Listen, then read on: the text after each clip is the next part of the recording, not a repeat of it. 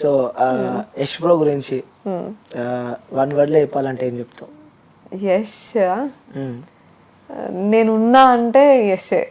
నేను ఈ రోజుకి కూడా నేను ఇంత హ్యాపీగా ఇంతే స్ట్రాంగ్గా ఉన్నా అంటే యష్ అనేటైన పక్కన ఉన్నందుకే. Okay, I'm so grateful for that. ఏదన్నా ఒక విషయం సో ఎప్పటికీ యష్ బ్రోతో షేర్ చేసుకొని ఏదైనా విషయం ఉందంటే అస్సలు ఏ ఒక్కటి కూడా లేదు. నిజం చెప్పాలి, ఎవరు లేరు, మన ఇద్దరమే ఉన్నాం కాబట్టి. నిజంగా చెప్తా.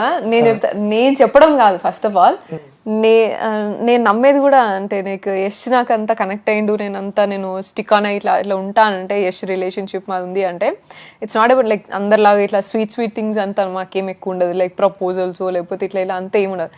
Very much matured people. And Yash దగ్గర నుంచి నేను చాలా నేర్చుకుంటా. నన్ను కంప్లీట్గా రీడ్ చేసిన ఒక మనిషి ఉన్నాడు అంటే యషే.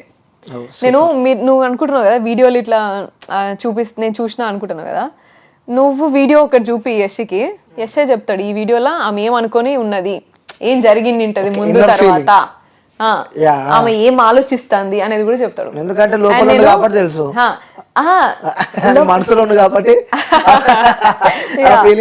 నేను నిఖిల్ అని రాహుల్ అనే యష్ వాళ్ళ తమ్ముడు ఉంటాడు అన్నట్టు, ఆయనతోని పోల్చేది. లైక్ నాకు ఈ విషయంలో ఇట్లా రాహుల్ కనిపించిండు, ఈ విషయంలో ఇట్లా అన్నయ్య కనిపించి ఇట్లా అని చెప్పేది.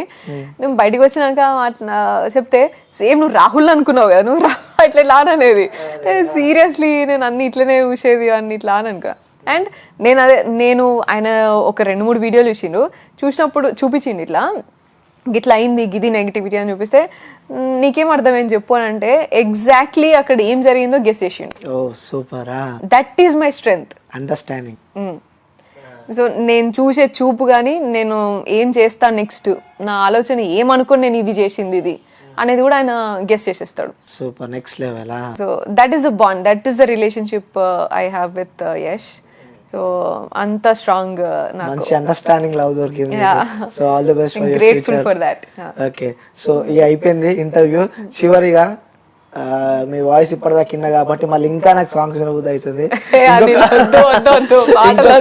ఇంకొక 2 సాంగ్స్ మీ లైఫ్ లో మీకు ఇష్టమైన సాంగ్, ఎందుకంటే ఆల్రెడీ యష్ బ్రో గురించి పాడినావు కాబట్టి. సో నీకు ఇష్టమైన సాంగ్? మాకిద్దరికి కనెక్ట్ అయ్యే పాట ఒకటి ఉంటది, అది ఫస్ట్ లైన్ ఏంటిదే, బతుకునిది కాదా. సో ఆ లిరిక్స్ కూడా మ్యాచ్ అవుతాయి అన్నట్టు నాకు. ఓకే, ఇంకోటి పాట కూడా అప్పుడు రెడీ చేసుకో వ్యూస్ కోసం. అదే చాలుగా, నన్ను సింగర్ చేస్తావా ఎందుగా? వ్యూస్ ఫీల్ అవుతారు మళ్ళా, మొత్తం మీ గురించి వాడతారా మా గురించి వాడరా అని.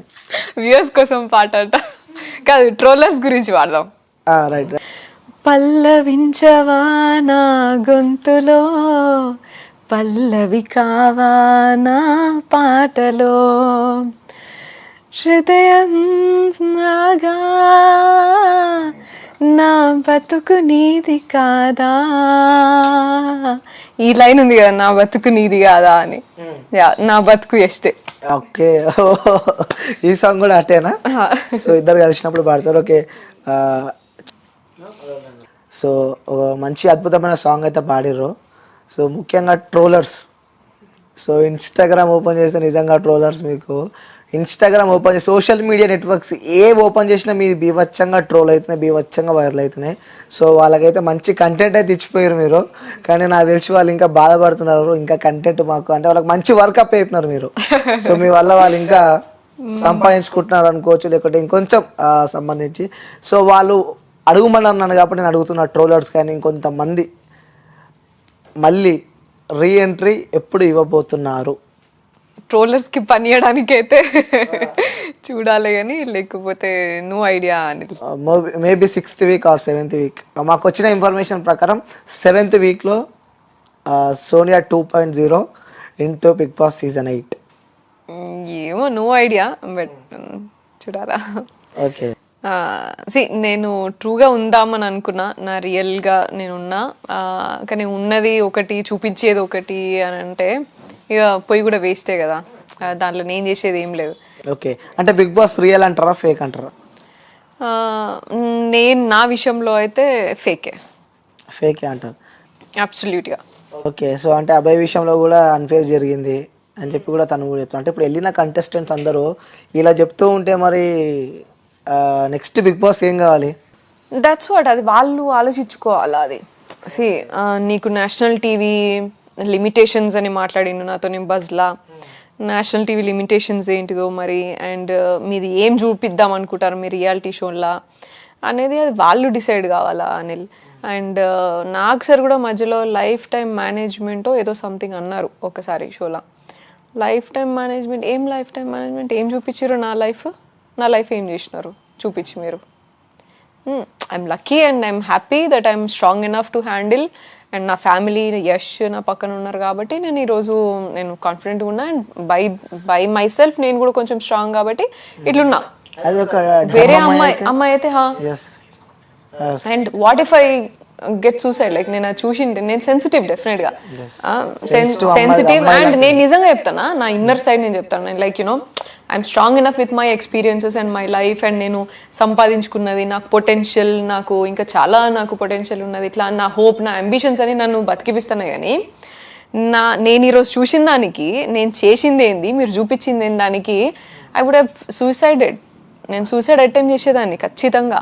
నాకు గనక ఈ హిస్టరీ లేకపోయింటే, నాకు నా పర్సన్స్ నా పక్కన లేకపోయినంటే, నాకు ఇంత స్ట్రెంగ్త్ లేకపోయినంటే, నేను ఒకటే తీసుకున్నాకి నాకు ఏదో పర్పస్ ఉన్నది లైఫ్లో, దీన్ని నేను ముందుకి ఇంకా నేను స్ట్రాంగ్గా తీసుకొని ఇంకా దీన్ని ఎట్లనో చూడాలా నేను అని అనుకున్నాను. అండ్ మేము అనుకున్న ప్రాజెక్ట్స్ చాలా ఉన్నాయి, ఇంకా నేను చారిటీ చేసే ప్రాజెక్ట్స్ ఇవన్నీ చాలా ఉన్నాయి.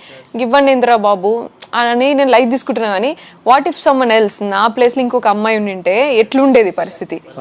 ఏ విధంగా? ఐఎమ్ గ్రేట్ఫుల్, నా పక్కన యష్ ఉన్నారు, నాకు మంచి లైక్ యూనో ఫినాన్షియల్లీ వెల్, నేను సంపాదించుకున్నా, నాకు ఆ టాలెంట్ ఉన్నది, స్కిల్ ఉన్నది. ఒకవేళ నేను మళ్ళీ సంపాదించుకోవాలనుకున్నా, మూవీ సైడ్ కాకుండా ఇంకో సైడ్ పోవాలన్నా, ఒకవేళ వాళ్ళ ఆపర్చునిటీస్ వాళ్ళే అని కాదు, ఎవరైనా ఇది చూసి నాకు మూవీ ఆపర్చునిటీస్ ఇవ్వద్దు లేకపోతే ఇట్లా ఏమైనా అనుకున్నా సరే నాకు ఇంకో ఫీల్డ్ ఉన్నది చేసుకోవడానికి. కానీ వేరే వాళ్ళందరూ చాలా మంది కూడా ఇప్పుడు ఫర్ ఎగ్జాంపుల్ యష్మి ఉన్నది పాపం, ఆమెకి సీరియల్ తప్ప ఇంకేం ఆప్షన్ లేదు కదా. మీరు అందరూ ఇట్లా ట్రోల్ చేసి ఇట్లా అంత చేసి వాళ్ళు ఏదో చూపించి మీరేదో ట్రోల్ చేసి చేస్తే, మీ కెరియర్ కోసం, మీ పూట తిండి కోసము వేరేని చంపేస్తే అది అడుక్కు తినడం కంటే ఇంకా అసలు అడుక్కు తినడం చాలా బెటర్. ఇంకా అడుక్కు తినడంకి కూడా దానికి ఈక్వల్ కాదు అది. ఒకరిని చంపి నువ్వు బతుకుతున్నావు కదా, సో ఆ తిండి ఎట్లా పోతుంది మనిషికి? అండ్ రేపటి నాడు అందరి ఇళ్ళల్లో ఆడపిల్లలు ఉన్నారు, అందరి ఇళ్ళల్లో ఇష్యూస్ జరుగుతున్నాయి. ఈరోజు మనం ఎట్లున్నామంటే అదే మన మన పిల్లల్ని మన బాబాయిలు ఎత్తుకున్నా డౌట్ పడే సిచ్యువేషన్లల్లో మనము బతుకుతున్నాం. మనం కనీసం బాబాయ్ చేతికి ఒక ఆడపిల్లని ఎత్తుకోరా బాబు ఎట్లా అనిచ్చినా ఎట్లనో ఏం చేస్తారో అన్న భయంలో బతుకుతున్నప్పుడు నువ్వు అండ్ అన్న చేయబట్టుకుని నువ్వు రోడ్డు మీద వెళ్తున్నప్పుడు కూడా గర్ల్ ఫ్రెండ్ బాయ్ ఫ్రెండ్ అని మాట్లాడుకున్నప్పుడు అటువంటి దేశంలో బతుకుతున్నాం. ఇక మనమేం మాట్లాడాలి? ఇక సెక్యూరిటీ గురించి మాట్లాడతారు, మళ్ళీ ఎవరికైనా ఏమైనా కాగానే ఇక ర్యాలీలు తీస్తారు, జస్టిస్ అని మాట్లాడతారు. నువ్వు ఒక రిలేషన్షిప్ని అక్కడ ఏం జరిగిందో అని కరెక్ట్గా చూసేది కూడా నీకు అట్లీస్ట్ సీక్వెన్స్ ఆఫ్ థింగ్స్ దగ్గర పెట్టుకొని చూద్దామనేది కూడా లేదు. ఏదో బీజిఎం వేసుకున్నాడు, ట్రోల్ చేసుడు. ఆల్రెడీ మీరంతా పోర్ట్రే అయ్యి ఒక ఫ్యామిలీలా కలిసి ఉన్నారు అందులో, కానీ బయట మాకు పోర్ట్రే అయింది మాత్రం ఇట్లా, జనాలకు తెలిసింది మాత్రం ఇట్లా. సో ఓవరాల్ గా బిగ్ బాస్ మీద కూడా నాకు అదే అనిపించింది, లైక్ ఇట్లా చేసుకుంటా పోతే మాత్రము ఐ డోంట్ థింక్ నాకు అంటే లైక్ జనాలకు అదే కాంటెంట్ కావాలేమో, నేను ఆ స్పేస్ కి నేను బిలాంగ్ అవ్వనేమో నాకు తెలీదు. బట్ నేను అనుకున్నది వేరు, బిగ్ బాస్ అంటే నాకు వేరు ఉండే. ఓకే, అవును, అక్కడ చెప్పారు కూడా లోపల Bigg Boss it's not a joke అన్న వర్షన్ కూడా మీరు చెప్పారు.